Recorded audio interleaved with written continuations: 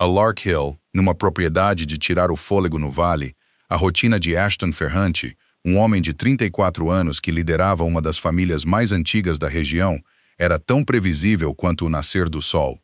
Com 11 anos de experiência, a ler as entrelinhas de um olhar, Ashton acreditava que nada o poderia surpreender. Ele conhecia os segredos financeiros de todos os que trabalhavam para ele, as dívidas ocultas e os medos mais profundos. Ninguém se atrevia a aproximar-se dele sem ser convidado. Mas, numa tarde de verão, enquanto passeava pelos jardins, algo quebrou a sua compostura impecável. Encontrou a nova empregada, uma jovem de 27 anos chamada Noelle Hart, sentada nos degraus de pedra, absorta a pintar. Ashton aproximou-se sorrateiramente e o que viu na tela deixou-o paralisado. Noelle, tão discreta que muitos funcionários a esqueciam, estava a pintar com uma concentração que o fascinou. Ele permaneceu ali, mais tempo do que pretendia, sentindo o peso do silêncio entre eles. Naquela noite, Ashton não dormiu. De manhã, uma ordem sua silenciou todos na casa. Uma ordem tão enigmática que ninguém conseguia decifrar. 31 pessoas trabalhavam em Lark Hill, e nenhuma compreendia o que se passava com o homem que nunca mudava de ideias. Tinham estado a lê-lo mal durante anos. O que Ashton viu não foi um retrato, nem bajulação, nem um erro. Foi algo que ninguém na sua própria casa alguma vez ousara apresentar-lhe. Se esta história vos tocou, deixem um like, partilhem com alguém que aprecie e subscrevam para que a próxima história vos encontre. Agora, voltemos a esse jardim, a mulher nos degraus e a pintura que ninguém em Lark Hill deveria ter visto. A senhora Prudence Fenwick, a governanta de longa data de Lark Hill, sabia que quando o jovem mestre a chamava de manhã cedo, alguém ia ser despedido. Parada perante a secretária de Ashton, com as mãos juntas, esperou. Ashton demorou a erguer o olhar, terminando de escrever algo no seu bloco de notas. O velho galpão de carruagens, atrás do jardim, disse ele, finalmente. A partir de agora, ninguém entra lá. A senhora Fenwick, sentindo o terreno incerto, perguntou se alguém deveria limpar o interior primeiro. Ashton apenas a olhou, uma pergunta sem resposta clara. Ela inclinou a cabeça e saiu, o silêncio do seu consentimento ecoando nos corredores. A notícia espalhou-se como um rastilho de pólvora pelos aposentos dos criados. Sussurros sobre demolição, sobre pertences esquecidos do velho senhor Silvestro, sobre o estado decadente do edifício. Mas todos sentiam que havia algo mais, algo que não se encaixava. Em Lark Hill, ordens não eram dadas por ninharias. 3 dias depois, um pequeno caminhão chegou. Eletrificação. Na semana seguinte, janelas novas, depois um telhado a ser refeito. Mais tarde, uma longa mesa de madeira e 2 cadeiras. Os criados observavam de longe, sem ousar perguntar. A senhora Fenwick, com um pano de cozinha na mão, sentiu uma inquietude há muito esquecida. Uma incerteza em servir uma casa cujo mestre, de repente, ela já não compreendia. Um dia, Ashton chamou-a novamente. Entregou-lhe uma chave e ordenou que a desse à nova empregada. Sem explicação. Noelle Hart, enquanto polia um candelabro, recebeu a chave e as palavras da senhora Fenwick. O velho galpão de carruagens era dela, por ordem do jovem mestre. Noelle olhou para a chave, depois para a senhora Fenwick, e fechou os dedos à volta da chave. Ela sabia que, em alguns lugares, uma pergunta mal colocada podia custar o teto sobre a cabeça. "Obrigada, senhora Fenwick", disse ela, um fio de voz. Naquele mesmo dia, no escritório no primeiro andar, Doyle, dos cais de Newburgh, falava com Ashton. Suor na camisa, explicava envios desaparecidos, o tempo, os trabalhadores. Ashton ouvia atentamente, sem o interromper. Quando Doyle esgotou as palavras, Ashton abriu uma gaveta e deslizou-lhe um papel. O saldo exato da sua conta bancária. "Eu sei que não foste tu que roubaste os envios", disse Ashton. "Sei quem foi. Quero que leves apenas uma coisa contigo. Se eu quiser saber algo, saberei." Doyle saiu, visivelmente abalado. Imediatamente depois, Gideon Hoare entrou. "Alguém anda a vazar as programações dos navios." Ashton perguntou há quanto tempo. Meses. Gideon assentiu. Deem-lhe meia hora para sair do estado. Depois, já não será da sua conta. Gideon saiu. Ashton permaneceu sozinho, imóvel. Ele podia desvendar qualquer segredo neste vale. Sabia quem devia dinheiro a quem mentia à esposa, quem escondia dinheiro. No entanto, nunca lhe ocorrera, em todos os anos que viveu nesta casa, olhar para trás de uma pintura no corredor do segundo andar para ver o que se escondia. Noel Hart acordava antes das 4 da manhã. Mais cedo que o cozinheiro, mais cedo que os pássaros. Descia enquanto a casa dormia. Começava pelo corredor leste, limpando o chão com cuidado, seguindo a direção da madeira, como a senhora Fenwick lhe ensinara. Às 6, dobrava toalhas. Às 7, já estava na cozinha, a ajudar a pôr a mesa para os outros criados. Trabalhava tão silenciosamente que os lacaios, por vezes, conversavam ao seu lado, sem se aperceberem da sua presença. Peço desculpa, dizia ela, sempre a primeira a pedir desculpa. Ninguém a detestava, mas ninguém a conhecia bem. Era o tipo de pessoa que as pessoas lembravam apenas quando precisavam, como uma toalha limpa, exatamente onde deveria estar. Ela não se importava. Tinha passado demasiado tempo em lugares onde ser notada era mais perigoso do que ser esquecida. Mas os sábados eram diferentes. Noel acordava ainda mais cedo, vestia as únicas roupas que não eram uniforme e apanhava o primeiro autocarro para a cidade. De lá, outro autocarro para o condado vizinho. Sentava-se sempre perto da porta traseira, com a sua sacola no colo, olhando pela janela. O lar de idosos Fairhaven, um edifício baixo e creme, com um cheiro tênue e antisséptico. A recepcionista conhecia-a de vista. Dona Adeline, a sua avó, esperava-a junto à janela da sala comum, as mãos repousando nos joelhos, olhando para o pátio. Quando Noel se aproximou, o rosto de Dona Adeline iluminou-se. Um brilho lento e completo. Marguerite, estás aqui. Noel nunca a corrigia. Puxou uma cadeira, sentou-se e pegou na mão da avó, uma mão leve e seca como uma folha após o fim da estação. Estou aqui, disse ela. Perguntaram o que Dona Adeline pintava ultimamente. Noel disse que pintava um jardim com degraus de pedra e água à distância. A avó assentiu, pedindo que não deixasse o azul dominar tudo, porque sempre gostara muito do azul. Noel sorriu. Sim, lembrarei-me. Dona Adeline contou uma história, a mesma da semana anterior, sobre uma padaria que vendia a torta de maçã que ela adorava. Noel ouviu, assentiu, sorriu e fez uma única pergunta para manter a falar. Ficou até que o carrinho da medicação da tarde passou. Antes de sair, Dona Adeline apertou um pouco a mão de Noel. Lembra-te de comer bem, estás muito magra. Noel disse que sim. Beijou a testa da avó e sorriu. No autocarro de regresso, sentou-se no mesmo lugar e olhou pela janela. Campos, cercas, casas baixas com chaminés, campos novamente. Ela não pensava em nada, apenas observava. Naquela noite, após o apagar das luzes da mansão, Noel destrancou o velho galpão de carruagens. Acendeu a única lâmpada. Ainda não se habituara. Cada vez que colocava a chave na fechadura, sentia que fazia algo proibido, apesar de o dono da casa lhe ter dado a chave. Moveu a mesa de madeira para junto da janela, colocou a tela em cima, abriu a caixa de tintas, cujos cantos estavam polidos pelo tempo. As cores estavam arrumadas na mesma ordem que aprendeu na infância, uma ordem que nunca mudou. Trabalhava devagar. Tinha uma regra que nunca contou a ninguém e cumpria-a mais estritamente do que qualquer outra coisa na vida.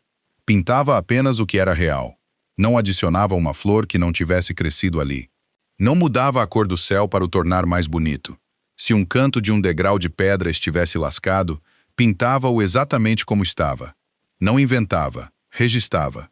Por isso pintava devagar. E por isso as suas pinturas causavam, por vezes, um ligeiro desconforto. Eram mais verdadeiras do que as pessoas queriam ver. Pintou até quase à 1 da manhã, lavou os pincéis, fechou a caixa, apagou a luz, trancou a porta e voltou para os aposentos dos criados sob um céu sem lua. Na manhã seguinte, acordou antes das 4 de novo.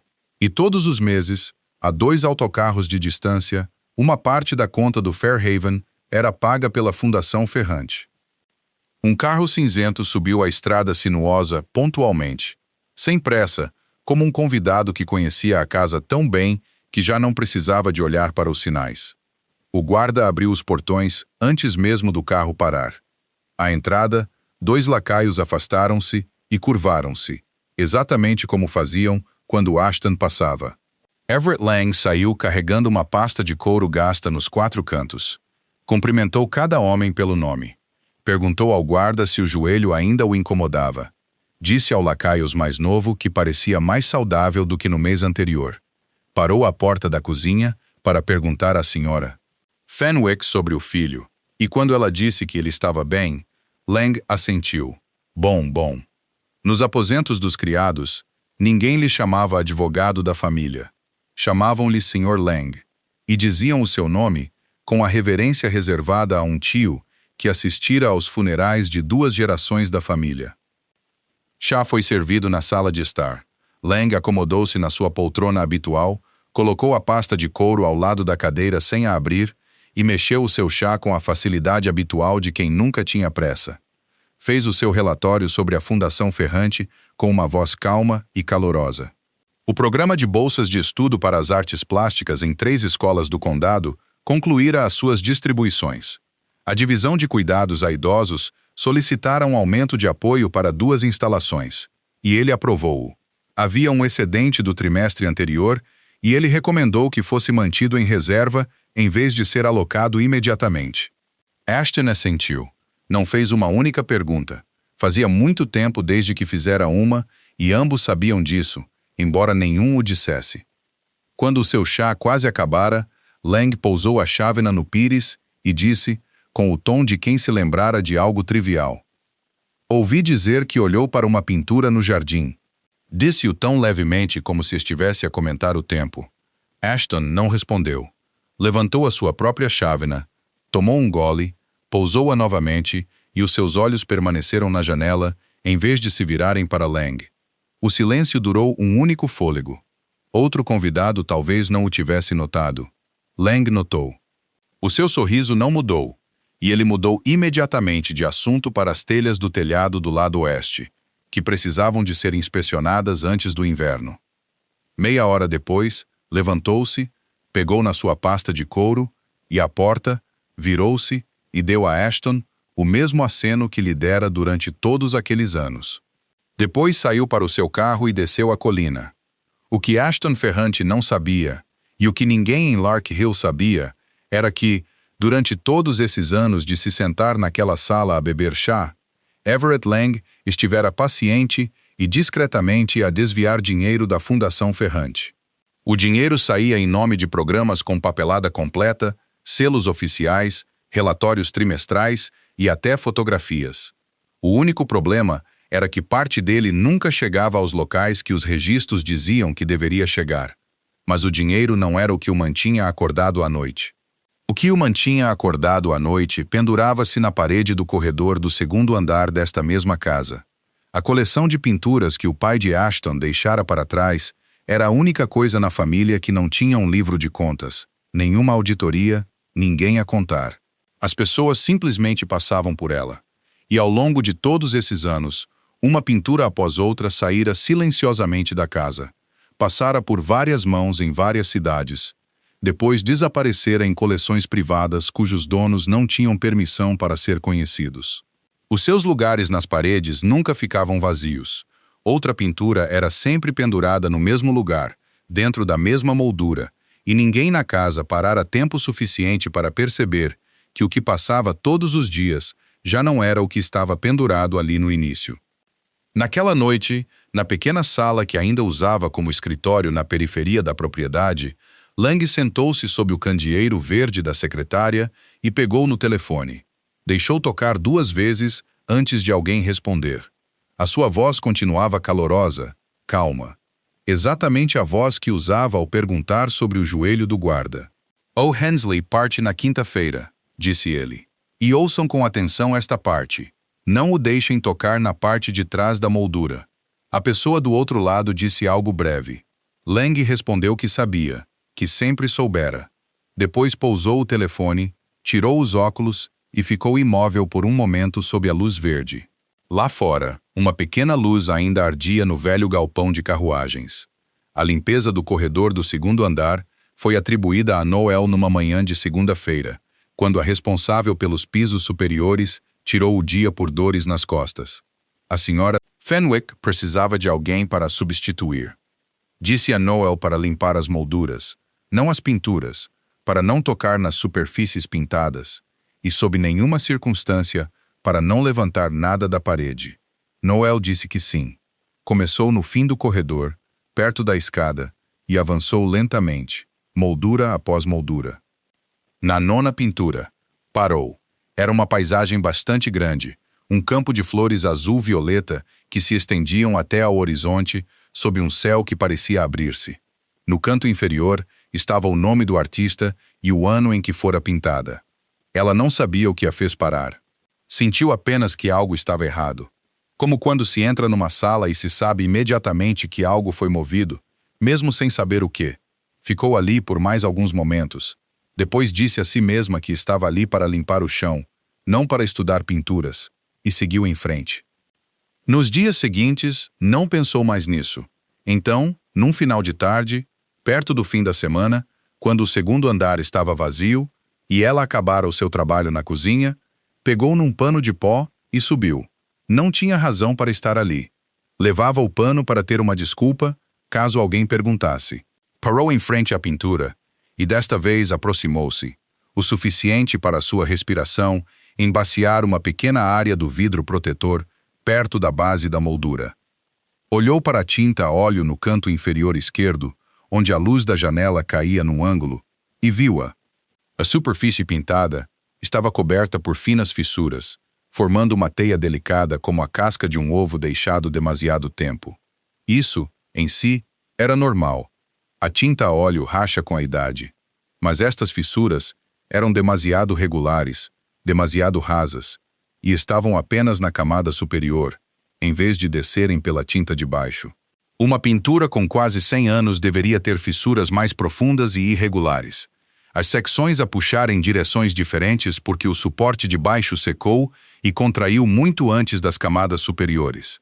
A superfície à sua frente não tinha essa idade. Era velha apenas na superfície. Noel deu um passo atrás e olhou para o nome do artista e o ano escritos no canto. Depois olhou novamente para a tinta, dobrou o pano de pó na palma da mão e desceu sem limpar mais nenhuma moldura. Não contou a ninguém.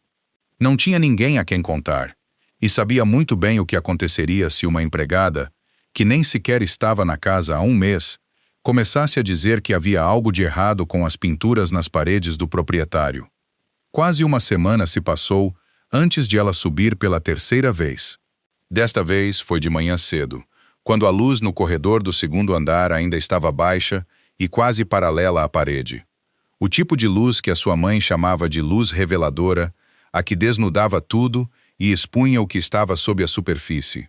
Sentou-se em frente à pintura, não de joelhos, apenas baixou-se até ao chão com o pano de pó no colo e olhou para cima, de baixo. Os seus olhos percorreram lentamente cada parte do plano pintado, como quem procura uma linha de escrita na escuridão, e encontrou-a no canto inferior direito, enterrada na cor de fundo do campo, não maior que a ponta do seu dedo mindinho, tão tênue que se a luz mudasse 10 graus, desapareceria inteiramente. 3 folhas reunidas num único caule. Noel parou de respirar. A sua mãe, Marguerite, sempre assinara assim todas as reproduções que encomendava. Nunca assinava o seu próprio nome, porque o seu nome não podia aparecer numa cópia. Assinava com 3 folhas escondidas no fundo, no canto inferior direito, sempre lá, e chamava-lhe a marca da honestidade. Uma vez dissera a Noel que não havia pecado em copiar uma pintura, que o erro vinha quando alguém mais tarde olhava para ela e não se permitia saber o que era real e o que não era. Por isso, deixava uma marca para que, mesmo depois de ela se ir embora, qualquer um que olhasse atentamente ainda soubesse que aquela imagem fora pintada por uma mão diferente. Noel sentou-se no chão do corredor do segundo andar, numa casa onde ainda não trabalhava há um mês, em frente a uma pintura que toda esta família passava todos os dias e encarava 3 pequenas folhas, não maiores que a ponta do seu dedo mindinho, enterradas sob as cores do fundo. Lá fora, a luz já começara a subir da parede e a marca estava a desvanecer-se diante dos seus olhos. Permaneceu onde estava, o pano de pó ainda na sua mão. Debaixo, ouviu-se o som da porta da cozinha a abrir e a fechar. E em algum lugar da casa, alguém chamou o nome de outra pessoa. Noel não ouviu nada disso. No extremo do corredor do segundo andar, para além da última pintura, uma moldura vazia pendia na parede. Ninguém na casa falava sobre isso. A Sra. Fenwick apenas dissera de passagem que, quando Noel chegasse a esse ponto, ela deveria limpar a moldura e nada mais, e não deveria fazer perguntas. Noel foi até lá naquela mesma manhã, depois de deixar a pintura com as 3 folhas, porque precisava de um lugar para ficar onde não tivesse de olhar para aquela marca. A moldura vazia rodeava uma mancha de parede nua, e ela viu-a quase imediatamente, porque a luz fraca da manhã ainda estava deitada de lado sobre a superfície da parede pintada. Dentro da moldura restavam algumas finas pinceladas, o tipo de marcas deixadas quando alguém pintara diretamente na parede primeiro e só depois colocara uma moldura à volta.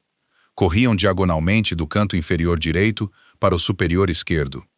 Noel ficou ali muito tempo a estudar a direção dessas pinceladas. Um pintor destro não puxaria uma pincelada assim. Final da tarde, encontrou Ashton junto ao lago atrás do jardim. Ele estava sozinho, com as mãos nos bolsos, de frente para a água. Todos os avisos que a Sra. Fenwick lhe dera pareceram passar pela sua mente ao mesmo tempo, e ela caminhou para ele de qualquer forma. Falou brevemente porque ensaiara as palavras na cabeça toda a tarde. Contou-lhe sobre a moldura vazia no fim do corredor, sobre as marcas de pincel ainda visíveis na parede lá dentro e sobre como quem pintara ali era canhoto. Ela não mencionou as 3 folhas. Não mencionou as fissuras na superfície pintada da idade errada, porque se falasse de uma delas, teria de explicar quem fora sua mãe, e ela não estava pronta para isso em frente a um homem de quem ninguém nesta casa inteira ousava ficar a menos de 3 passos de distância. Ashton virou-se e olhou para ela. Não perguntou por que ela estivera no segundo andar. Não perguntou quem lhe dera permissão para ir lá. Ele simplesmente ficou ali. E por um momento, o seu rosto não era o rosto que todos na mansão estavam habituados a ver. A sua mãe era canhota. A pintura que outrora preenchera aquela moldura era a única que ela fizera naquela casa, pintada num painel de madeira embutido diretamente na parede, porque ela dissera que assim permaneceria sempre parte da casa, além de Ashton e da pessoa que agora estava morta. Ninguém no mundo jamais saberia disso. Ele não disse nada sobre isso, mas também não disse a Noel para ir embora. "Há quanto tempo pintas?" perguntou. A pergunta não tinha nada a ver com o que ela acabara de lhe dizer. E Noel demorou um momento a perceber que ele realmente queria uma resposta. "Desde pequena", disse ela. "Tão pequena que não consigo lembrar-me de uma época em que não pintasse." Ashton assentiu ligeiramente. "Então, por que é que limpas o chão?" perguntou. Noel ficou em silêncio. A água à distância tornara-se da cor de estanho. Ela podia ter mentido. Tinha mentido muitas vezes antes em muitos lugares para muitas pessoas, e cada vez fora mais fácil do que a anterior, mas ela não mentiu. "Há anos", disse ela, "em que uma pessoa tem de escolher entre fazer o que ama e ainda ter para onde voltar para casa. Escolhi a segunda opção. Não acho que escolhi mal. Apenas não sabia que, depois de fazer essa escolha, teria de esconder a primeira coisa por tanto tempo." Ashton não respondeu. Olhou para a água e permitiu que o silêncio se estendesse, e durou mais tempo do que um silêncio comum deveria ter durado. Então disse calmamente que ela podia ir. Noel baixou a cabeça e voltou pelo caminho de relva. Não se virou. Se o tivesse feito, teria visto que ele permaneceu no mesmo lugar muito depois de o som dos seus passos ter desaparecido. Naquela noite, depois de toda a casa ter escurecido, Ashton subiu ao segundo andar, percorreu todo o corredor, passando por cada pintura, e parou no final, em frente à moldura vazia. Durante anos, evitara o segundo andar pegando na escada ocidental para não ter de ficar naquele lugar. Não acendeu a luz. Ficou ali na escuridão, em frente a uma mancha de parede nua, envolvida por uma moldura que já nada continha. E lembrou-se de algo que enterrara muito cuidadosamente, que quando a pintura fora removida, nenhuma pessoa na casa lhe fizera sequer metade de uma pergunta, e ele também não perguntara a ninguém. Deixara-o assim. Deixara muitas coisas assim. Ficou ali um pouco mais, depois desceu ao seu escritório e convocou Gideon Hoare. Quando Gideon fechou a porta atrás de si, Ashton disse apenas uma frase. Preciso que investigues toda a fundação, cada pagamento, retrocedendo vários anos. Gideon perguntou se ele queria que o Sr. Lang fosse informado. Ashton olhou para ele. Quero que isto seja mantido em segredo. Sem registros da casa, sem contabilistas da casa. Nenhuma palavra sai desta sala. Gideon assentiu e saiu. Ashton não era um homem que acreditasse na intuição de ninguém, nem mesmo na sua própria. Por isso, 2 dias depois, convocou um avaliador. Não queria ninguém ligado à família, e deixou isso claro. Gideon perguntou à volta, e o nome que surgiu pertencia a um especialista em avaliações que trabalhava para uma casa de leilões na cidade.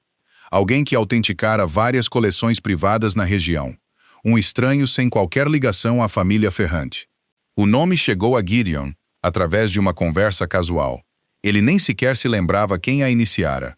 O homem, Curtis Pell, subiu a colina numa manhã de dia de semana, carregando uma lâmpada de inspeção e uma pequena caixa de ferramentas. Passou quase toda a manhã no corredor do 2º andar. Desceu a pintura, examinou a frente, examinou as costas, fotografou-a, mediu-a, fez anotações, depois pendurou-a de volta exatamente no mesmo lugar.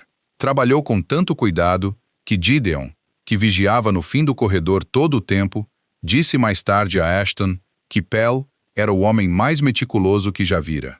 Os resultados chegaram na tarde seguinte, encadernados num fino relatório com uma assinatura e um selo oficial. A pintura era genuína. Os materiais estavam corretos. A moldura estava correta. As costas estavam corretas.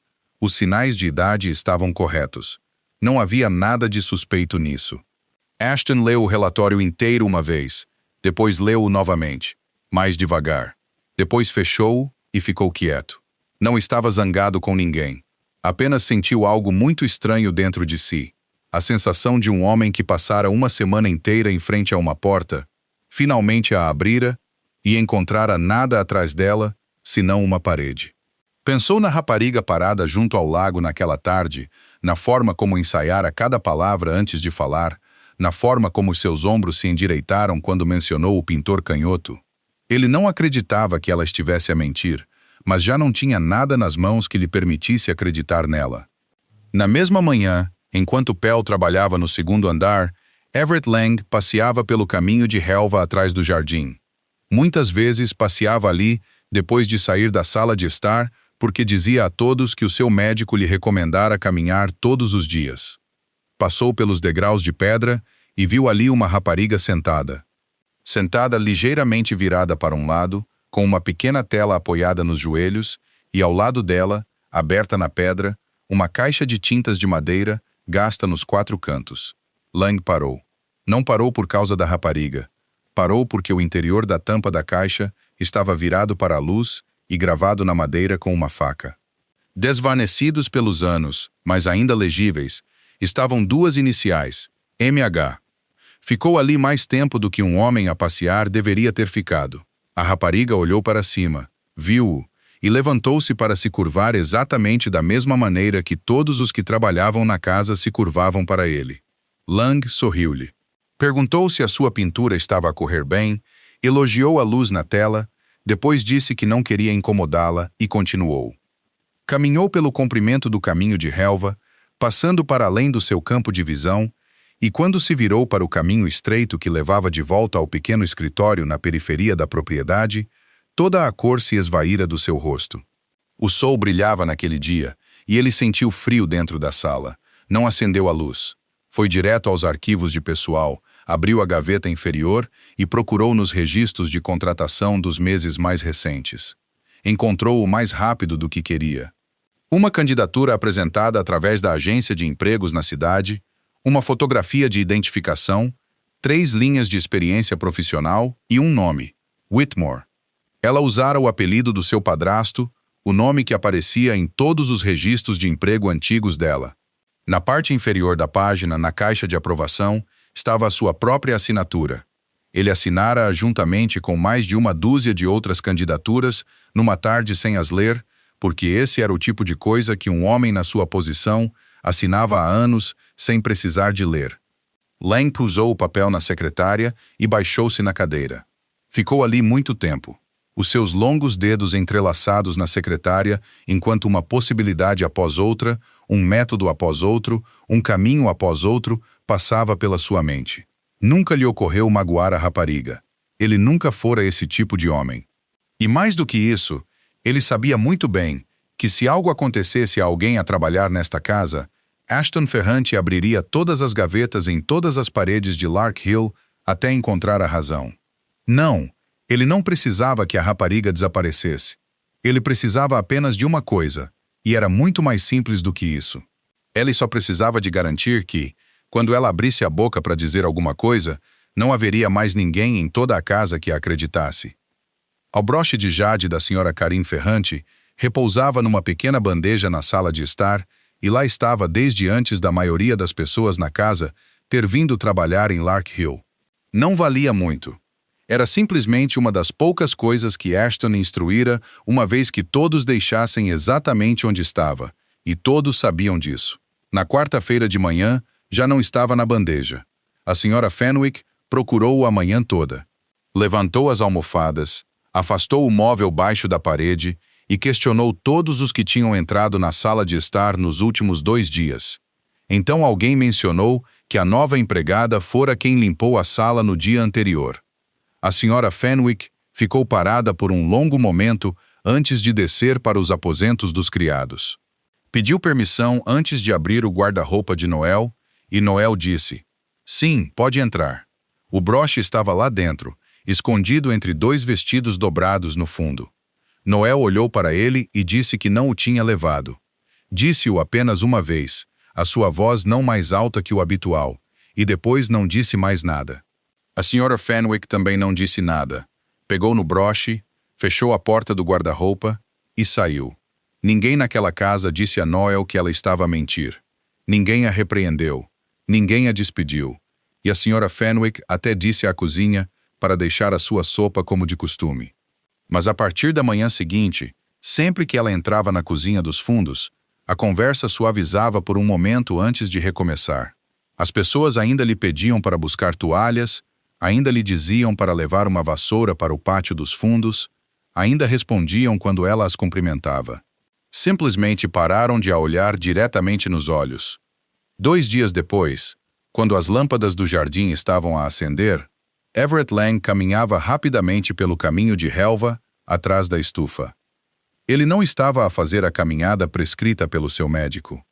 Acabara de vir do edifício de armazenamento nos fundos, ainda segurando o lenço que usara para limpar o pó das bordas das prateleiras, e estava a andar rapidamente porque, pela primeira vez em todos aqueles anos, sentiu a necessidade de verificar tudo 2 vezes. Uma chave escorregou dos seus dedos na curva onde várias pedras atravessavam o caminho, caiu na relva e não fez barulho. Ele não notou. Na manhã seguinte, Noel viu-a enquanto cortava caminho por esse trilho para levar toalhas para o varal. Era uma pequena chave de latão antiga, escurecida pelo tempo. Pegou nela e pretendia levá-la diretamente à senhora Fenwick, porque era o que ela sempre fazia com qualquer coisa que encontrava em qualquer lugar da propriedade. Então virou-a na palma da mão. Gravado no veio, desgastado, mas ainda inconfundível, estavam 3 folhas reunidas num único caule.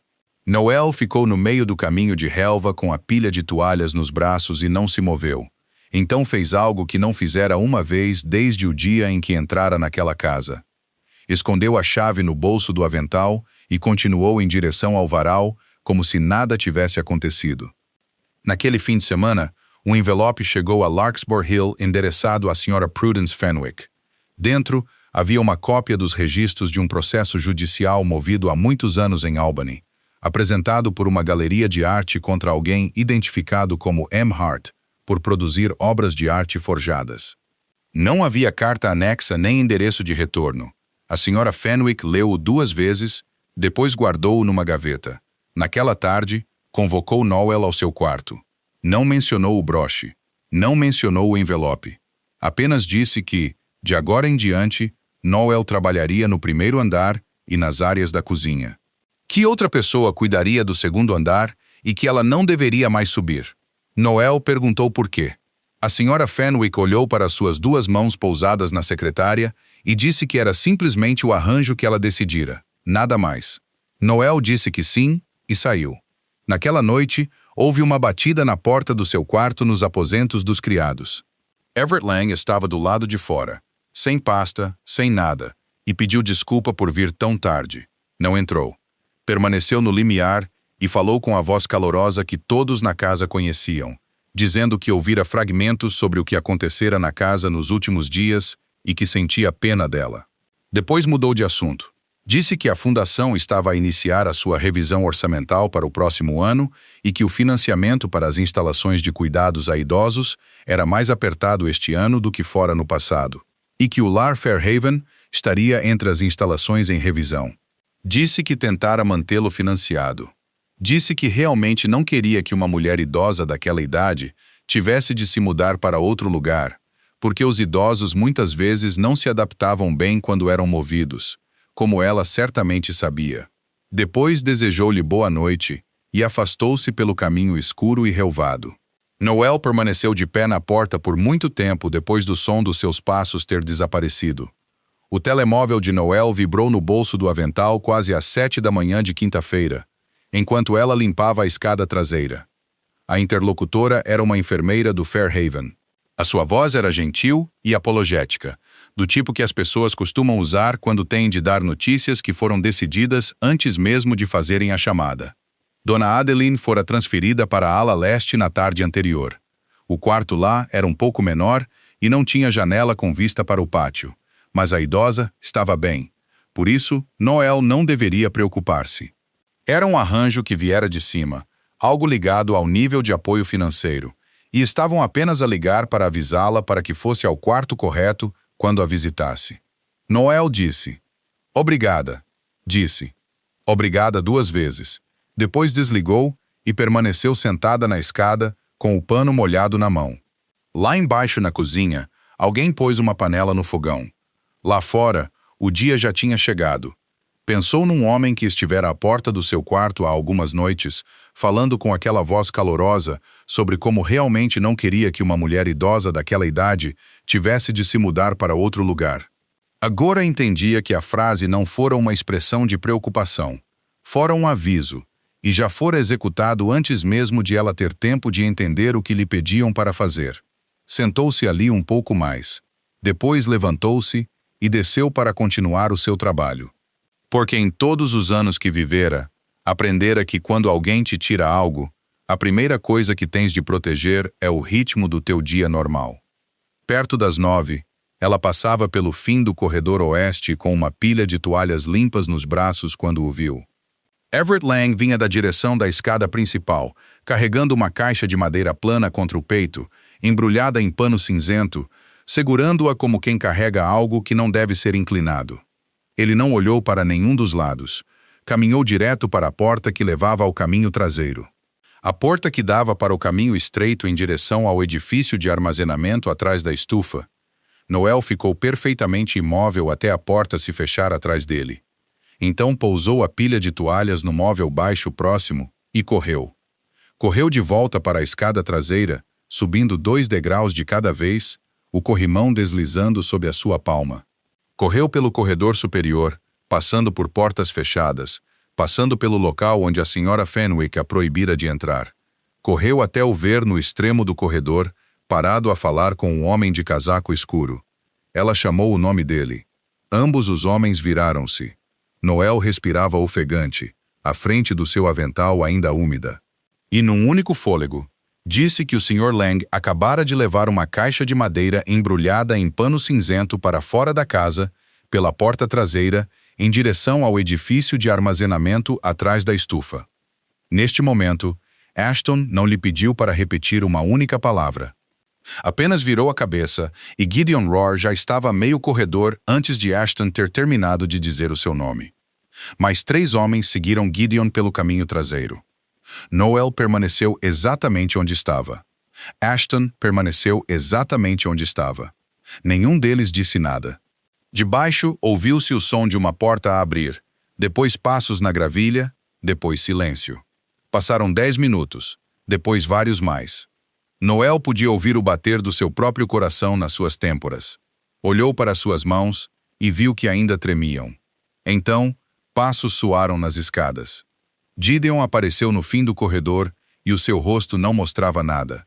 Aquele tipo de vazio que usava apenas quando tinha de dizer algo que não ajudaria ninguém. O edifício de armazenamento está vazio, disse ele. Sem caixa, sem pano, nada. Apenas prateleiras de madeira e pó. A porta nem sequer estava trancada. O silêncio que se seguiu não foi longo. Durou apenas alguns fôlegos, mas durou o suficiente. Noel virou-se para olhar para Ashton. Os seus braços pendiam soltos ao lado do corpo, e perguntou-lhe na voz mais pequena que ele já ouvira de outro ser humano, tão quieta que Gideon, a poucos passos de distância, não conseguia distinguir as palavras. Acreditas em mim? Ashton abriu a boca. Passou 1 segundo. Nesse segundo, viu o relatório selado na gaveta do seu escritório. O relatório dizia que a pintura era genuína, que não havia nada de suspeito nela, assinado por um estranho sem qualquer ligação à sua família. No segundo seguinte, pensou no broche deitado entre 2 vestidos dobrados dentro do seu guarda-roupa. No terceiro, pensou nos 4 homens que acabavam de descer a um edifício de armazenamento e não encontraram nada lá dentro. No quarto, pensou na forma como ela estivera junto ao lago naquela tarde e falara de alguém que pintara com a mão esquerda. E soube com absoluta certeza que mais ninguém no mundo sabia disso. No 5º segundo, ele não pensou em nada. Ficou ali parado, com a boca já aberta e sem palavras a sair. Ele não disse que ela estava a mentir. Nunca diria essas palavras, mas também não disse a outra palavra. Noel observou-o durante todos os 5 segundos. Então algo nos seus olhos apagou-se silenciosamente, sem ruído, sem quebrar, simplesmente extinto, como uma lâmpada no fim de um longo corredor. Deu um único aceno, o aceno de alguém que finalmente recebera as respostas que passara a vida inteira a aprender a esperar. Então virou-se e desceu a escada traseira. A Sra. Fenwick convocou Noel numa manhã de sábado, mais cedo do que a hora em que ela costumava descer até ao pé da colina para apanhar o autocarro. Ela já preparara o envelope e colocara-o na secretária antes de Noel chegar, porque sabia que se esperasse, até ter de abrir a gaveta e tirá-lo, não conseguiria fazê-lo. Ela manteve-o breve. Disse que a casa já não precisaria de uma pessoa extra na área da cozinha, que aquela não era uma decisão apenas dela, e que Noel podia permanecer nos aposentos dos criados até ao fim do dia seguinte para fazer os seus preparativos. Noel não perguntou por quê. Ela parara de perguntar por quê desde quinta-feira. Pegou no envelope e agradeceu à Sra. Fenwick por lhe ter dado um lugar para trabalhar no último mês. A Sra. Fenwick abriu a boca, depois fechou-a, depois disse a Noel que sentia muito. Disse-o muito baixinho, e queria dizer. Queria dizer tão profundamente que mais tarde, durante muitas noites longas, ela se lembraria deste exato momento e encontraria dificuldade em perdoar o que fizera. Noel assentiu e saiu. Naquela tarde, no estudo do 1º andar, Gideon Rohr perguntou a Ashton se ele queria que ele mandasse alguém investigar a rapariga. Perguntou por hábito profissional comum, porque nesta casa, qualquer pessoa que saísse depois de ter estado demasiado perto de algo incerto era investigada sem exceção. Ashton não respondeu imediatamente. Olhou pela janela, onde o caminho de relva atrás do jardim se estendia até ao lago e deixou o silêncio continuar muito mais tempo do que Gideon esperava. Então disse, "Deixem-na ir. Deem-lhe 2 meses de salário", disse ele, "e garantam que ninguém a segue." Gideon ficou parado por um momento. Depois disse, sem nada na voz além de simples verdade, que o chefe nunca demonstrara esse tipo de leniência a mais ninguém. Ashton continuou a olhar pela janela. "Eu sei", disse ele. Apenas essas duas palavras. E Gideon não perguntou mais nada. Saiu, fechou a porta atrás de si e durante muitas semanas depois, pensaria nessas duas palavras, mais do que em qualquer ordem que já recebera. Noel alugou um pequeno quarto por cima de uma lavandaria na cidade e pagou meio mês de renda adiantada. Trouxe 2 sacos de pano, a sua caixa de tintas e um rolo de esboços amarrados com cordel. 3 dias depois, alguém bateu à sua porta. O homem em pé do lado de fora usava um casaco escuro e disse que viera em nome de uma família de Boston, a família Calloway, e que tinham ouvido dizer que ela já trabalhara em Larkspur Hill e desenhara várias coisas enquanto esteve lá. Disse que queriam comprar todos esses esboços. Ele não explicou por quê. Simplesmente colocou uma folha de papel na pequena mesa do seu quarto com um número escrito nela. Noel encarou aquele número por muito tempo. Era o suficiente para pagar o Fairhaven por muitos anos. Suficiente para ter a sua avó de volta para um quarto com janela para o pátio. Suficiente para que Noel não tivesse de contar cada cêntimo até que o seu cabelo ficasse grisalho. Lá fora, ela podia ouvir as máquinas de lavar a funcionar lá embaixo. Pensou em muitas coisas enquanto estava ali. Mas a coisa em que pensou mais tempo foi numa tarde de quando ela ainda era criança, quando outro homem veio à casa deles e colocou um pedaço de papel como este na mesa da cozinha, e a sua mãe leu-o, rasgou-o ao meio à sua frente, depois disse a Noel para sair e brincar. A minha mãe também recebeu uma folha como esta, disse Noel. Rasgou-a. O homem perguntou se ela tinha a certeza porque a oferta não seria feita uma segunda vez. Ela abriu-lhe a porta. Depois de ele sair, ela sentou-se na beira da cama e permaneceu ali muito tempo, enquanto a sala escurecia lentamente à sua volta. Naquele fim de semana, o aluguer venceu ao mesmo tempo que a conta do Fairhaven. Levou a sua caixa de tintas à loja de penhores na esquina e pousou-a no balcão de vidro. O dono abriu a tampa, olhou lá dentro, depois olhou para ela. Perguntou se ela tinha a certeza. Noel assentiu. Ele contou o dinheiro. Ela pegou nele e saiu pela porta sem olhar para trás para a caixa nem uma vez. Lá em cima, na colina atrás dos jardins de Larks Hill, o velho galpão de carruagens já não tinha uma luz acesa à noite. A energia em Larks Hill apagou-se algures depois da 1 da manhã, e apagou-se de uma forma que a eletricidade nunca se apaga sozinha. Não houve trovão, nem vento, e as lâmpadas ao longo da estrada sinuosa fora dos portões ainda estavam acesas. Apenas a casa e toda a propriedade dentro da cerca escureceram ao mesmo tempo. Gideon Rohr acordou por causa do silêncio, não da escuridão. Dormira naquela casa durante anos suficientes para reconhecer que o que desaparecera era o zumbido tênue dos sistemas dentro das paredes, o tipo de som que uma pessoa só ouve depois de ter desaparecido. Vestiu-se, pegou numa lanterna e desceu. No topo da escada principal, chamou o portão exterior no rádio. Ninguém respondeu. Chamou uma segunda vez e ainda ninguém respondeu. E enquanto ainda segurava o rádio perto da boca, ouviu lá embaixo do corredor oeste. Um passo no chão de madeira, movendo-se muito lentamente. Mais lento do que alguém a tentar orientar-se na escuridão. Era o passo de alguém que sabia exatamente para onde estava a ir. Gideon apagou a sua lanterna. Desceu ao longo da borda da escada onde as tábuas rangiam menos, depois deu a volta pela sala de estar para atravessar a passagem oeste a partir do lado da cozinha. Quando chegou à porta que levava ao caminho traseiro, encontrou-a ligeiramente aberta. Empurrou-a mais e seguiu o caminho estreito em direção à estufa. Na curva, um brilho muito pequeno derramou-se da porta do edifício de armazenamento atrás dele. A luz de um candeeiro de secretária coberto com pano. Gideon virou-se para chamar mais homens, e naquele exato momento, compreendeu o que estava a acontecer. A porta traseira por onde acabara de passar fechara-se. Tentou a maçaneta. Estava trancada por dentro. Apenas 3 pessoas na casa tinham chaves para essa porta.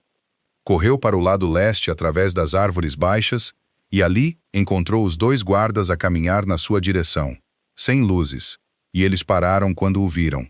Ninguém disse uma palavra. Os próximos 15 minutos foram 15 minutos. Gideon mais tarde recusaria descrever em detalhe a qualquer pessoa. Correu por corredores escuros, colidiu com um móvel baixo que passara milhares de vezes e sabia perfeitamente bem que estava lá. Ouviu passos atrás de si e não sabia de quem eram. Abriu uma porta e descobriu que estava bloqueada pelo outro lado.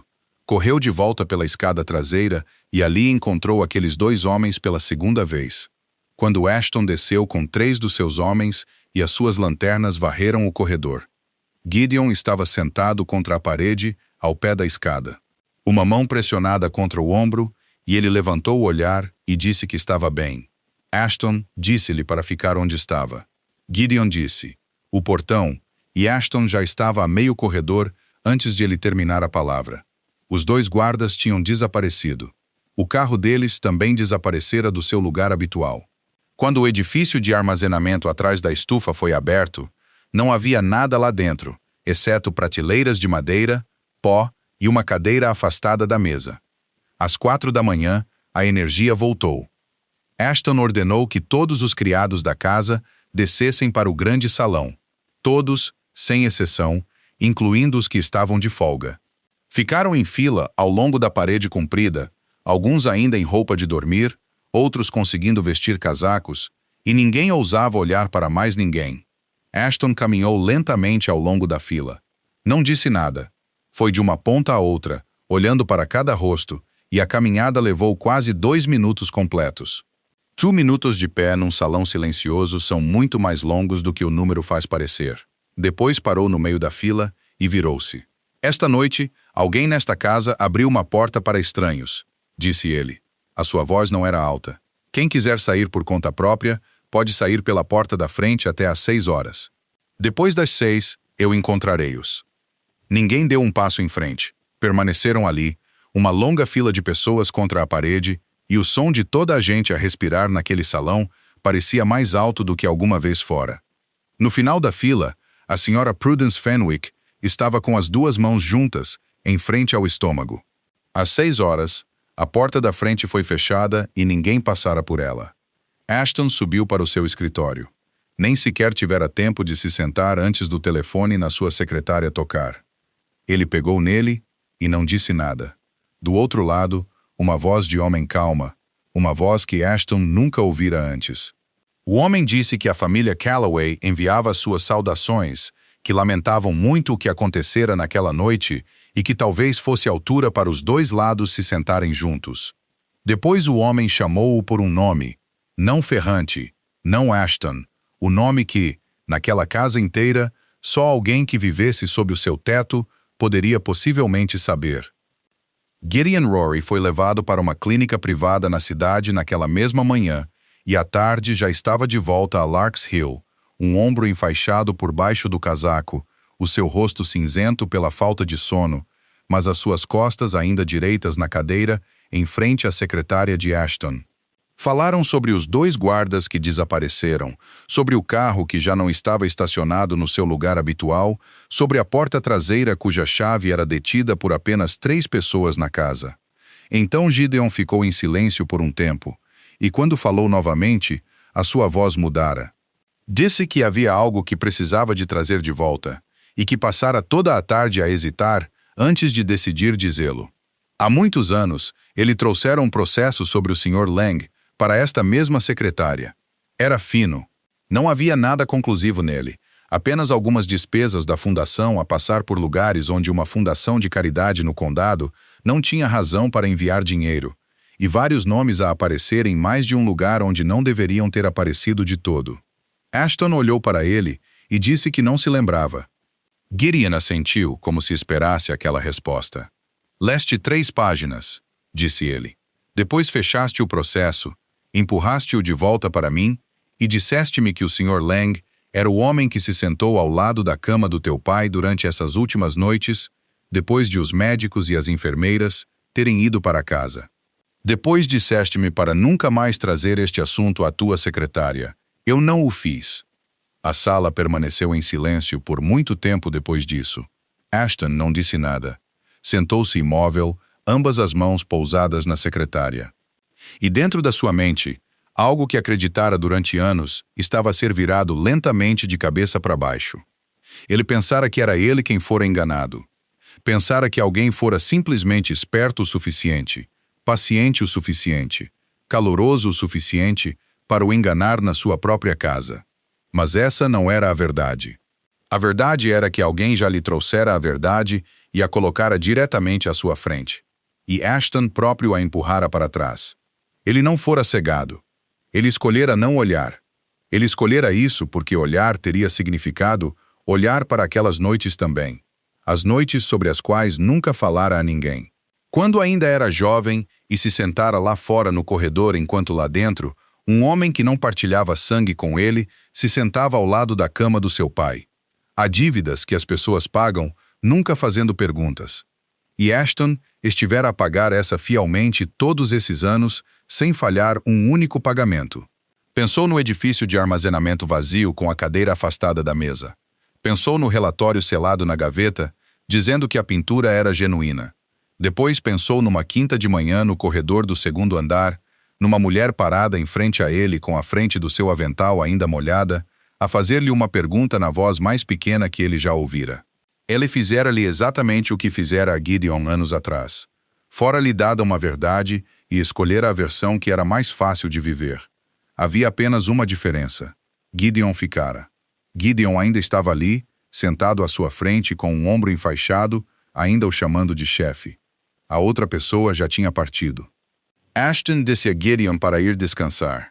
Depois de a porta se fechar, permaneceu sozinho na sala enquanto a luz se desvanecia lentamente, e ele não acendeu nenhuma lâmpada. Lá embaixo na cidade, na pequena sala por cima da lavandaria, Noel estava a arrumar as malas.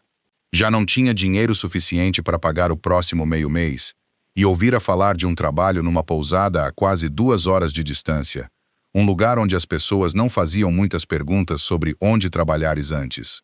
Dobrou 2 vestidos, amarrou o rolo de esboços novamente e estava a inclinar-se para fechar um dos sacos de pano quando o seu telemóvel vibrou. Era de Fairhaven. Ela endireitou-se antes de atender porque, de repente, sem razão que pudesse nomear, sentiu medo. A enfermeira do outro lado disse: Dona Adeline fora transferida de volta para o seu antigo quarto esta manhã, o quarto com a janela com vista para o pátio e que a idosa parecia feliz. Passara quase 1 hora sentada lá fora naquela manhã. Noel perguntou por quê.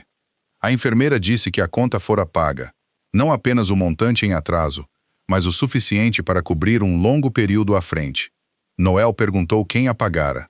Houve um breve silêncio do outro lado, antes de a enfermeira dizer que o dinheiro fora simplesmente transferido sem nome associado e que a instalação tinha perguntado, mas não recebera mais informações.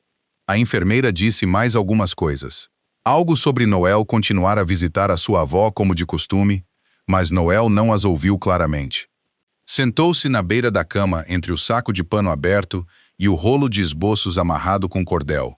O telefone ainda estava pressionado contra sua orelha. Lá fora, as máquinas de lavar lá embaixo continuavam o seu zumbido constante. Sentou-se ali muito tempo e não conseguia dizer uma única palavra. Na manhã seguinte, o cozinheiro estava a passar pelo corredor do primeiro andar quando viu uma mala de pano castanha colocada cuidadosamente ao lado da porta do escritório. Reconheceu-a porque era a mala que a Sra. Fenwick usava uma vez por ano quando ia para o norte visitar a sua irmã. Ficou a olhar para ela por um momento, depois continuou sem perguntar nada a ninguém. A Sra. Prudence Fenwick colocara-a ali antes de bater à porta. Fizera isso porque sabia que se batesse primeiro, depois falasse, depois subisse para recolher as suas coisas, algures nesse lapso de tempo, teria a oportunidade de mudar de ideias, e ela não queria dar-se essa chance.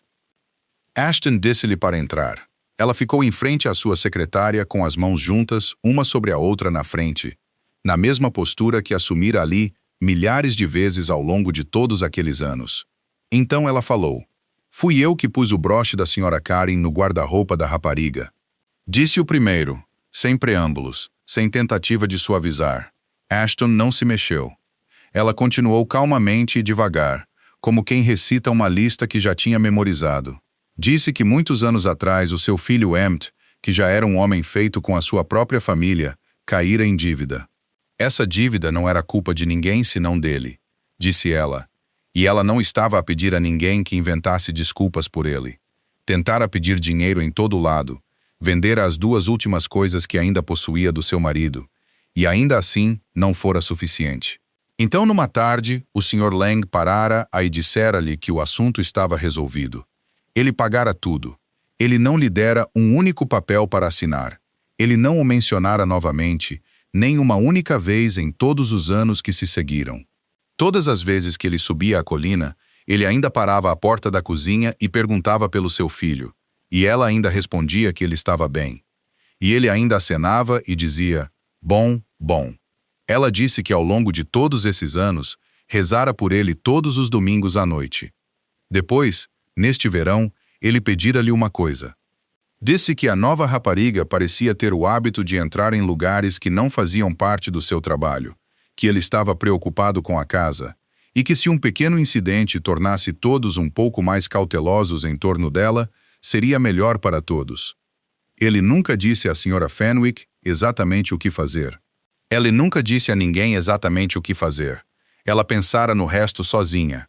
Disse que o fizera numa terça-feira à tarde e que dormira normalmente naquela noite, e essa fora a parte que mais a assustava agora, quando pensava nisso. Ashton perguntou por que ela estava a contar-lhe agora. A Sra. Fenwick ficou em silêncio por um momento. Então disse que depois da noite em que a energia se apagou, o Sr. Lang a chamara. Disse que se alguém perguntasse sobre o broche, ela deveria simplesmente dizer que agira por conta própria, que não gostara da rapariga desde o início, que era um assunto particular entre duas mulheres numa cozinha e não tinha nada a ver com mais ninguém. E então mencionou Emmett. Ele não a ameaçara, apenas a lembrara, com exatamente a mesma voz que sempre usava ao perguntar pelo seu filho à porta da cozinha, que o que acontecera todos aqueles anos atrás já passara, e que ele confiava que ela era uma mulher que entendia o que devia e o que era esperado em troca. A Sra. Fenwick disse que ficara na cozinha escura, segurando o telefone por muito tempo depois dele desligar, e então ela entendera. O que ela recebera todos aqueles anos atrás não fora um ato de bondade, fora um pagamento antecipado. Ele comprara-a naquela tarde, e esperara pacientemente por todos aqueles anos, sem pedir nada, esperando até ao dia exato em que precisara de usar o que comprara, e ela rezara por ele todos os domingos à noite. Ela terminou de falar. Não acrescentou uma única frase em sua defesa. Não disse que amava o seu filho. Não disse que acreditava que estava a proteger aquela casa. Não disse que ela, também, era apenas uma mulher velha que fora enganada. Ficou ereta e disse que a sua mala já estava lá fora da porta e que, se o jovem mestre precisasse que ela ficasse mais alguns dias para entregar as coisas a outra pessoa, ela ficaria. Mas se não, ela sairia naquela mesma manhã. Então virou-se para a porta. Ashton disse o seu nome. Ela parou. Ele não a olhou. Baixou o olhar para a superfície da secretária e, com uma voz muito baixa, disse que muitos anos atrás, alguém lhe trouxera a verdade e a colocara diretamente à sua frente, e ele a empurrara para trás, e que, se ele fosse pesar as duas coisas, o preço da sua escolha de não saber fora muito maior do que o preço do seu silêncio. Ellie disse-lhe para se sentar. A Sra. Fenwick permaneceu de pé por mais um momento, depois puxou a cadeira e sentou-se. E pela primeira vez em todos aqueles anos, sentou-se naquela sala. Ashton encontrou o seu quarto por cima da lavandaria e disseram-lhe que ela tinha saído. Ele não perguntou para onde tinha ido. Simplesmente caminhou pela rua, passando pela sapataria, passando pela lanchonete com as janelas turvas de vapor, até ficar em frente à loja na esquina com o letreiro de neon com uma letra queimada. Entrou e perguntou ao dono sobre uma caixa de tintas de madeira. O homem olhou para ele por um momento. Depois baixou-se debaixo do balcão e colocou-a sobre o vidro. Ashton pagou várias vezes o valor escrito no recibo de penhor e não esperou pelo troco. Levou a caixa para casa, colocou-a na sua secretária e sentou-se em frente a ela por muito tempo antes de abrir a tampa. Dentro, os tubos de tinta ainda estavam arrumados numa ordem que ele não entendia. No interior da tampa, duas iniciais gravadas na madeira com uma faca gasta pelos anos, MH. levantou cada tubo um por um, colocando-os na secretária exatamente na ordem em que os removia. E quando a caixa estava vazia, notou algo muito pequeno. A profundidade do interior não correspondia à altura do exterior. A diferença era apenas cerca da espessura de uma junta de dedo. Ele deslizou a lâmina de um corta-papel pela costura ao longo da borda traseira e levantou o fundo falso. Por baixo, havia 3 folhas de papel dobradas em 4. O papel amarelado nas dobras. Era um contrato. A pessoa contratada era uma artista chamada Margaret Hart, encarregada de reproduzir um número de obras para fins de arquivo e pesquisa, com uma disposição clara afirmando que as cópias não deveriam ostentar as assinaturas dos artistas originais e não deveriam ser colocadas no mercado de qualquer forma. A parte contratante assinara no fundo. Ashton vira essa assinatura em milhares de papéis ao longo da sua vida, no final de relatórios de fundação, nos cantos de contratos familiares, por baixo de tudo o que aprovava sem ler.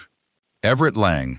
A data no documento remontava a tanto tempo que, quando foi assinado, a mulher chamada Hart devia ainda ser jovem, e Ashton ainda não devia ter idade suficiente para se sentar nesta secretária. Leu-o uma segunda vez.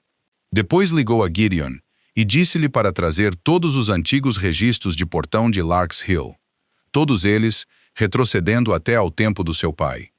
Gideon perguntou o que ele procurava. Ashton deu-lhe um apelido num intervalo de anos. 4 caixas de registros foram levadas da sala de arquivo da cave. Livros de registro de capa dura, deformados pela idade, cada um contendo registros manuscritos de todos os que tinham passado pelos portões de pedra, nomes, horários, razões para vir, quem os recebeu. Ashton passou 2 dias a examiná-los. Não atribuiu o trabalho a mais ninguém. Virou cada página ele próprio sob a luz da secretária, e todos os que passavam pela porta do escritório moviam-se mais silenciosamente do que o habitual. Na tarde do segundo dia, ele encontrou-o. Uma página pautada cheia pelo guarda diurno. A tinta esferográfica borrada em alguns lugares pela umidade. A entrada era muito curta. Escrita da mesma forma que as pessoas registavam algo apenas porque tinham de terminar de registrá-lo. Uma mulher chamada Hart, sem agendamento, pediu para ver alguém da família.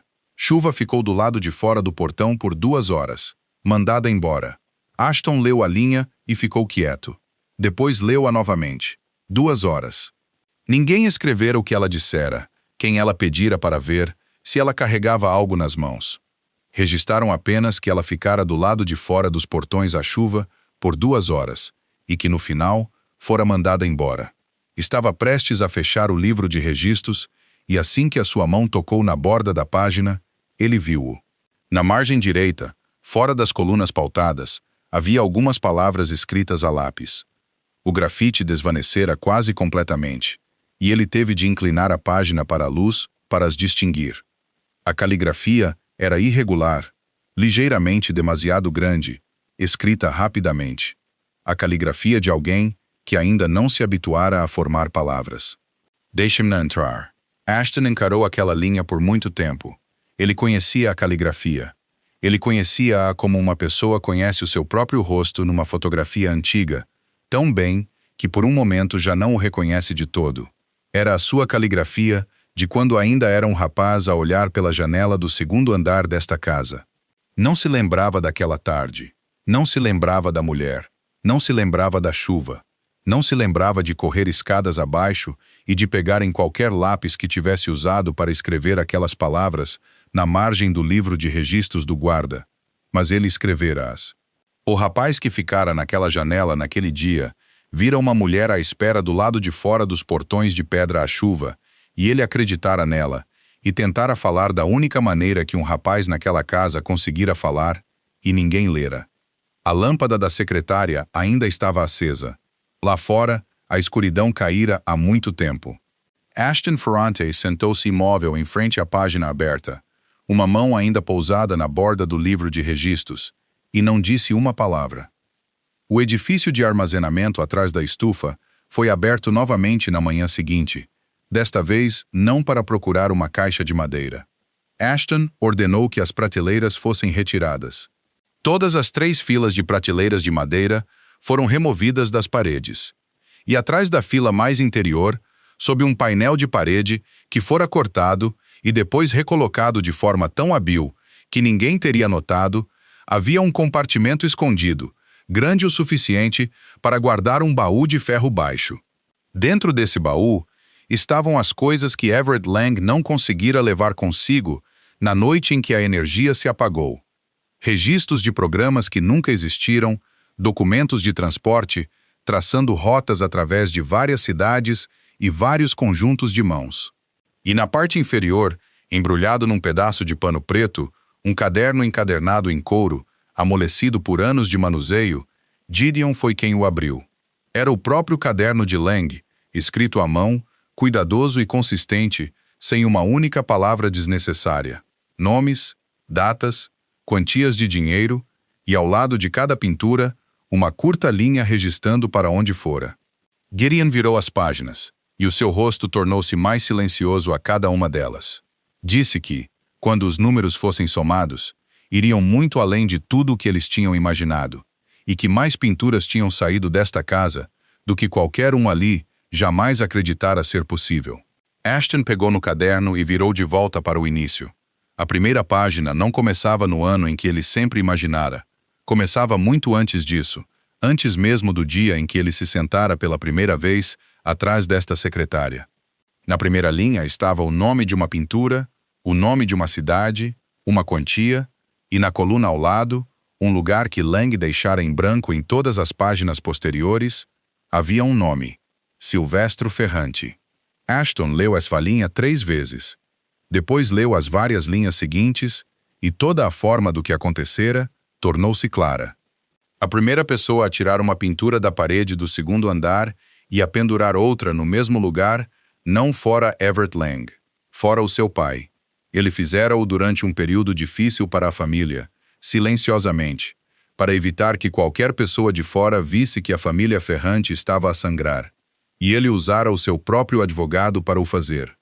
Lang não inventara o esquema, apenas fora encarregado dele, ensinado como funcionava, mantivera-o nas suas mãos durante todos os anos depois de o homem que dera a ordem ter partido, depois tranquilamente o alargara ano após ano, até que crescera muitas vezes maior do que a tarefa que lhe fora originalmente dada.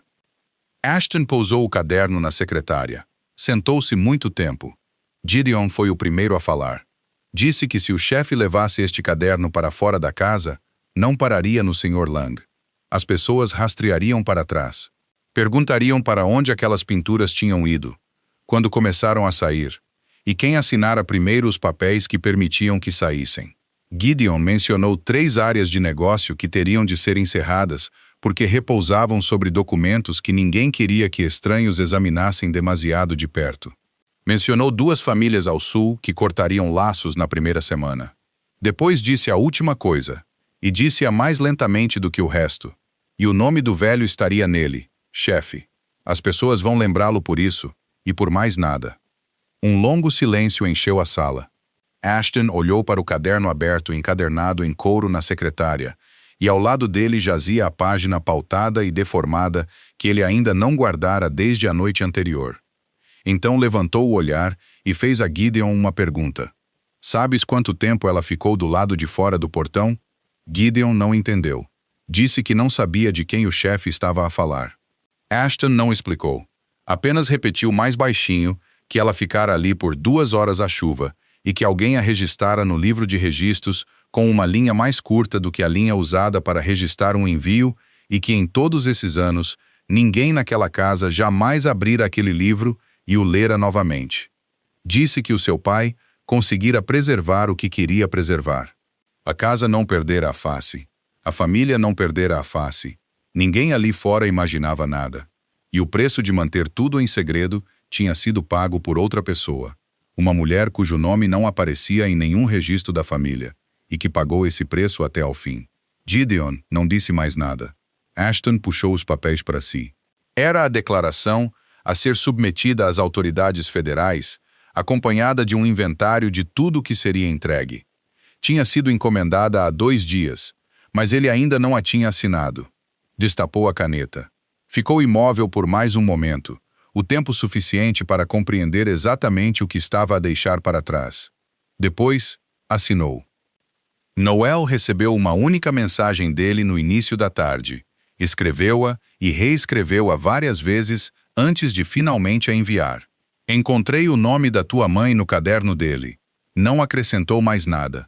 Não se desculpou na mensagem, porque há palavras que não foram feitas para serem enviadas através de um ecrã. Apenas adicionou 1 hora e um lugar.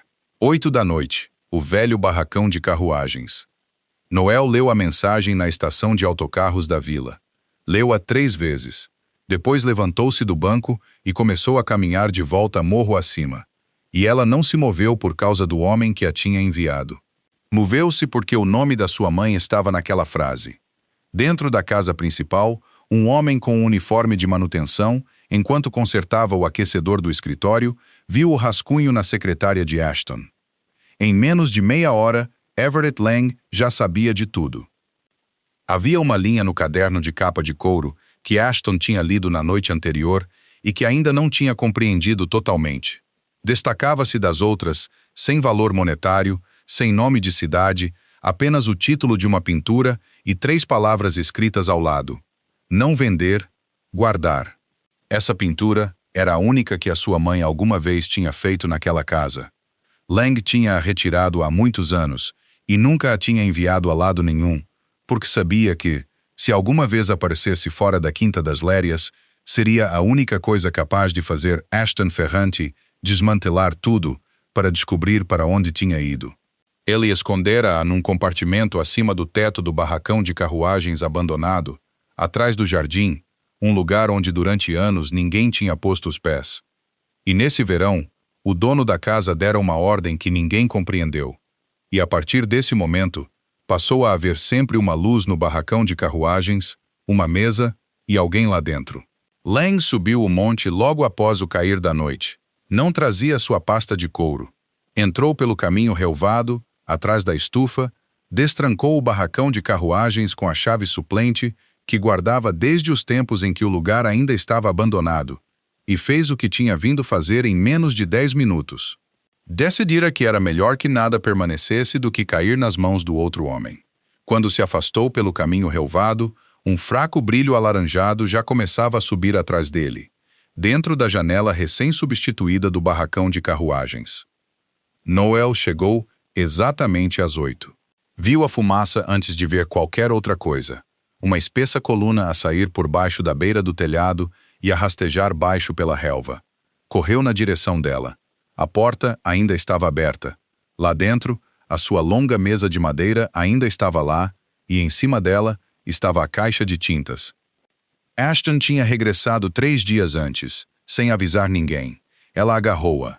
Depois olhou para o teto, para o lugar onde, há várias semanas, tinha notado uma tábua que não combinava bem com as outras. Algo sobre o qual ela tinha tido a intenção de perguntar e depois esquecido. Arrastou a cadeira para debaixo dela. Na casa principal, o alarme tinha começado a tocar e as pessoas corriam pela gravilha. Ashton chegou à varanda dos fundos, viu o brilho alaranjado e viu a porta do barracão de carruagens aberta. Não esperou por ninguém. Mergulhou o seu casaco inteiro na bacia da fonte do pátio, cobriu a cabeça com ele e entrou. O ar estava escuro e denso. Ele não conseguia ver nada, exceto uma mancha desfocada onde a janela deveria estar. Chamou o nome dela. Chamou uma segunda vez, agachado, movendo-se pela borda da mesa, cuja posição ele lembrava. E no canto mais afastado, ouviu alguém tossir. Ela estava agachada ao pé da cadeira, um braço à volta da caixa de tintas, o outro a alcançar a tábua no teto. Ele puxou-lhe a mão para baixo. Ela disse algo e apontou para cima. Ele olhou para aquele local por uma fração de segundo.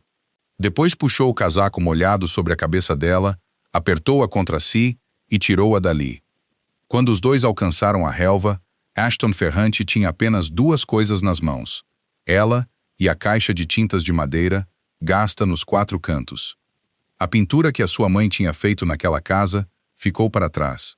Ele não olhou para trás para ir buscar, nem uma vez. Homens da casa correram com mangueiras e cobertores molhados. Noel sentou-se na relva, tossindo convulsivamente, ambos os braços ainda à volta da caixa. Gideon correu do portão de serviço, um ombro ainda preso sob o casaco, e relatou que tinham detido o Sr. Lang ali. Ele estava a tentar sair pela entrada de serviço e, dentro do seu carro, tinham encontrado uma mala cheia de dinheiro e documentos para sair do país. Ashton acenou com a cabeça e não disse nada. Então Noel olhou para cima, chamou Gideon e deu-lhe um nome, o nome do homem do uniforme de manutenção que andava pela casa nos últimos meses. Ela disse que já o tinha desenhado semanas antes num esboço num corredor, parado num local onde um trabalhador de manutenção não tinha razão para estar. Disse a Gideon para o encontrar imediatamente. Gideon olhou para ela por um exato segundo. Depois virou-se e correu. Na manhã seguinte, Everett Lang foi levado para a sala de estar e sentado na mesma poltrona que ocupara durante todos aqueles anos. O chá foi servido como de costume. Ashton serviu-lhe uma chávena com as próprias mãos, empurrou-a pela mesa e sentou-se em frente a ele. Não levantou a voz, apenas colocou cada item na mesa, um a um, lentamente, dando a Lang tempo suficiente para ver cada um deles claramente. O caderno de capa de couro, os arquivos de programas que nunca tinham existido, 3 folhas de papel amareladas nas dobras, com a sua assinatura embaixo. E, finalmente, Ashton colocou uma folha quadriculada deformada sobre a mesa e virou-a para que Lang a pudesse ler. Everett Lang olhou para a inscrição manuscrita do porteiro, depois para as palavras a lápis desbotadas na margem direita, e pela primeira vez em todos aqueles anos, o seu rosto não conseguiu mais esconder nada. Ashton disse-lhe que já tinha entregue tudo às autoridades federais no dia anterior. Tudo, sem reter uma única página, incluindo as páginas com o nome do seu pai. Disse a Lang que seria julgado de acordo com a lei, que teria um advogado, que haveria um tribunal e que teriam muitos anos pela frente. Então disse a coisa final: espero que viva muito tempo, Sr. Lang. Espero que tenha tempo suficiente para pensar nas 2 horas em que ela ficou do lado de fora dos portões da minha casa. Essas 3 páginas de contrato, mais tarde, conseguiram algo que nenhum advogado da família jamais tinha imaginado ser possível. Provaram que a mulher chamada Margaret Hart tinha assinado um acordo legal que tinha declarado claramente o que não era permitido e que tinha sido traída pelo homem que a contratara. Ela não era cúmplice de ninguém. Ela foi a primeira pessoa de quem tudo foi tirado. O nome que tinha sido manchado anos antes em Albany foi silenciosamente limpo, e todos os registros relacionados foram corrigidos. Noel deixou o vale por quase 3 meses para ver o assunto até ao fim. Indo de um escritório para outro, assinando cada declaração, sentando-se em cada audição. Ashton não a seguiu, não ligou. Todas as semanas, ele enviava-lhe um postal branco em branco, sem uma única palavra escrita. Quando ela regressou, trouxe todos os 12 postais consigo, e cada um dos 12 estava completamente coberto de desenhos. Nesse outono, ao pé do monte, uma casa antiga foi restaurada e aberta sob o nome de Centro de Arte Margaret Hart. De manhã, havia aulas de desenho gratuitas para crianças da área circundante, e as suas risadas chegavam até ao quintal. À tarde, havia aulas para pessoas mais velhas, onde se sentavam em círculo com cavaletes à frente e passavam mais tempo a conversar do que a pintar. No dia da inauguração, Ashton empurrou pessoalmente a cadeira de rodas da senhora Adeline para a sala principal. A velha senhora olhou durante muito tempo para a pintura pendurada na parede grande. Uma pintura de um jardim com degraus de pedra e água à distância. Depois disse: "Essa rapariga pinta muito como a mãe." Noel ficou atrás da cadeira da avó e começou a chorar. Foi a primeira vez em toda esta história que ela chorou, e chorou muito baixinho, ambas as mãos ainda pousadas nos ombros da avó. Naquela tarde, sentou-se na relva junto ao lago com uma tela nova no colo. Ashton saiu.